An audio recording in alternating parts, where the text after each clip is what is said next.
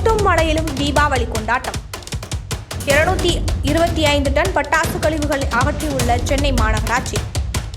இரவு பகல் பாராமல் களத்தில் இறங்கி சுத்தம் செய்யும் மாநகராட்சி ஊழியர்கள்.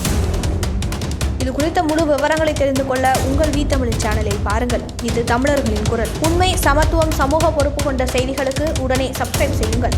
தீபாவளி பண்டிகையை ஒட்டி சென்னை மாநகராட்சி எல்லைக்கு உட்பட்ட பகுதிகளில் மட்டும் கடந்த 3 நாட்களில் 225.87 டன் பட்டாசு கழிவுகள் அகற்றப்பட்டுள்ளதாக சென்னை மாநகராட்சி தெரிவித்துள்ளது. நடப்பு ஆண்டு தீபாவளி பண்டிகைக்கு வழக்கத்தை விட தமிழகத்தில் அதிக அளவில் பட்டாசு விற்பனை நடந்துள்ளதாக பட்டாசு விற்பனையாளர்கள் தரப்பில் தெரிவிக்கப்பட்டுள்ள நிலையில் அதை உறுதிப்படுத்தும் வகையில் கொட்டு மழையையும் பொருட்படுத்தாமல் பட்டாசு வெடித்து சென்னை மக்கள் இந்த தீபாவளியை மகிழ்ச்சியுடனும் ஆரவாரத்துடனும் கொண்டாடியுள்ளனர். இந்த வகையில் கடந்த அக்டோபர் 19, 20 மற்றும் 21 ஆகிய 3 நாட்களில் மட்டும் சென்னை மாநகராட்சி எல்லைக்கு உட்பட்ட பகுதிகளில் 225.87 டன் பட்டாசு கழிவுகளை சேகரித்து அவற்றை பதப்படுத்தி அளிப்பதற்கு கும்மிடிப்பூண்டி மையத்திற்கு அனுப்பி வைத்துள்ளதாக மாநகராட்சி தரப்பில் தெரிவிக்கப்பட்டுள்ளது. சென்னையில் அதிகபட்சமாக வளசரவாக்கம் மண்டலத்தில் 24.8 டன் கழிவும், கோடம்பாக்கத்தில் 20.45 டன் கழிவும், தேனாம்பேட்டையில் 19.84 டன், திருவிக நகரில் 17.70 டன், தண்டையார்பேட்டை மற்றும் திருவொற்றியூரில் 17.33